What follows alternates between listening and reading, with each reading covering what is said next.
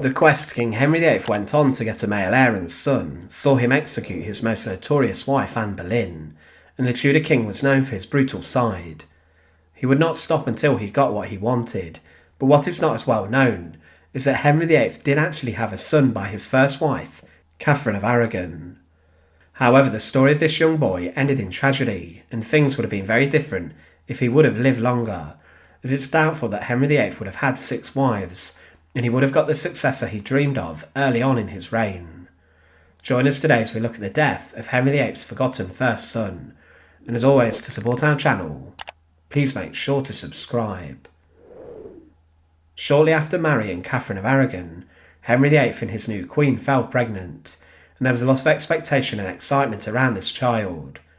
Catherine was married before to Henry's brother Arthur Tudor, who died shortly after their marriage inside of Ludlow Castle. But at the time, giving birth in the Tudor period was very dangerous, and the tradition for high-status women who were about to give birth was for them to go to their lying-in. This was where, for the final months, women and queens would be attended on by their closest aides-in-waiting, and only women would then deliver the baby. Because of this, Henry VIII did not see Catherine, and she was a queen at the time who was loved by many across England, and Henry VIII was not the king he would later become, and he was considered the greatest athlete across England, and a very handsome and powerful man. But the king, in November 1510, held a tournament, and following this, Catherine retreated from public view, and Henry held this grand event for her. Musicians would serenade Catherine, but around Christmas 1510, Catherine held a final mass with her court, and then hosted a lavish banquet for her household, and the men and women of her court inside of her great chamber. Only the best wine and food was served, and after this she would not be seen until she would have given birth. This was normal, and no men would be allowed inside of her chambers, and everything was done to bring fortune to the new royal baby, as beautiful paintings and bright tapestries were hung on the walls, and the font was gathered from Canterbury Cathedral in case a child needed a quick baptism. However, on New Year's Day 1511, a child was born, and it was the son Henry VIII dreamed of. This boy was hoped to have been one day the successor of Henry VIII, and it was believed he would be King of England, and there were preparations made for this. There was a huge amount of celebration across England, and in London bonfires were lit, and the Lord Mayor served everyone with free wine to celebrate the birth of the prince. Next to the Tower of London on Tower Wharf, cannons fired a royal salute, and the midwife who delivered the son was given a healthy cash reward for her work. Catherine of Aragon must have been delighted, as she had done her duty as a queen, and had given her king and husband the male heir that he wanted, and she would watch as her ladies washed and wrapped the baby. Then the child was placed in a large cradle. Catherine would then recover well in bed, and she sat in her presence chamber, and did receive a number of guests. Henry VIII visited, and he was incredibly happy with his son, but around a month later the Queen returned to her normal duties, following childbirth.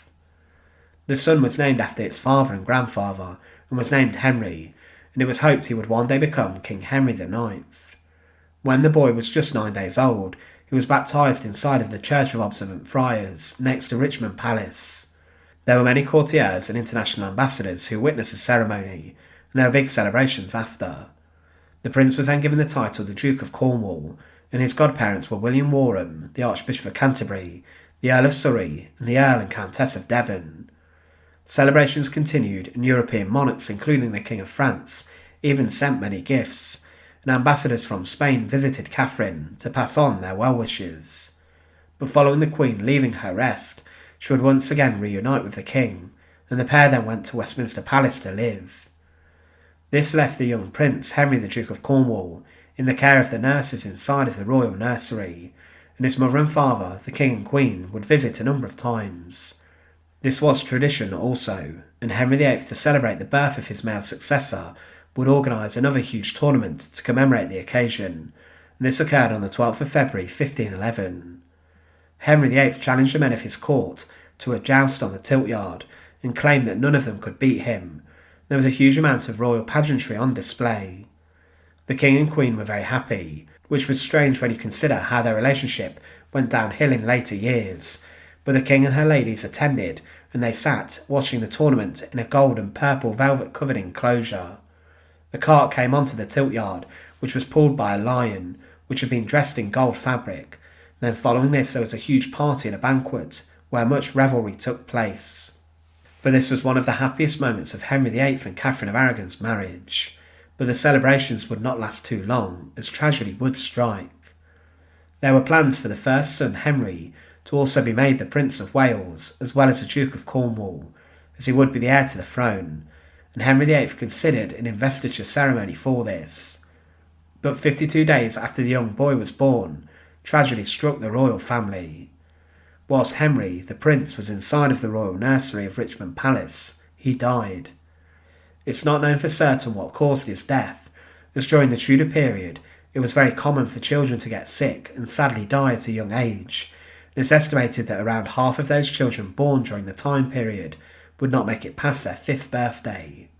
It's not believed that Henry was born with a physical affliction, and it's not known if he was ill or not, but he may have died of what is known today as sudden infant death syndrome. But the King and Queen were completely devastated by this, and Henry VIII tried to comfort his wife as best as he could, and he told her they would have more children, as the pair was still very young. But it must have been heartbreaking for the King and Queen, and the boy who Henry VIII hoped to succeed him would die very young. The prince's funeral was arranged, and Henry VIII and Catherine did not attend, as was normal, but they instead sent representatives on their behalf. The funeral occurred inside of Westminster Abbey, and during this the sight of the small coffin was tragic, as it was taken from Richmond Palace down the River Thames on the royal barges, which were draped in black mourning cloth. The coffin got to Westminster, and those involved in the procession all wore black. Prince Henry's coffin was carried by 6 official mourners, knights who were given the task, and the route was lined by wax candles and prayers were chanted as the coffin made its way into Westminster Abbey. Monks then took possession of the remains, and following a short ceremony the coffin of Prince Henry, the firstborn son of Henry VIII, was buried inside of the abbey, on the north side of the sanctuary area, close to the chapel of Edward the Confessor, showing how important this boy was. The death of the 52-day-old prince and son of Henry VIII would have a huge effect on English history. Should this boy have lived, then he would have succeeded Henry, and it's unlikely that the king would have had 6 wives in his quest for a male heir. But the tragedies that Catherine of Aragon encountered with regards to having children would lead the king to turn his attention elsewhere, and specifically to Anne Boleyn, a lady-in-waiting to Catherine. But the death of Prince Henry, the Duke of Cornwall, was one of the most tragic losses the notorious Tudor king faced, and the celebrations following his birth showed how the king and the Tudor royal family felt. But these celebrations would be short-lived, as tragedy struck the royal nursery. Thanks for watching. To support our channel, please make sure to subscribe, and once again, thank you so much for watching.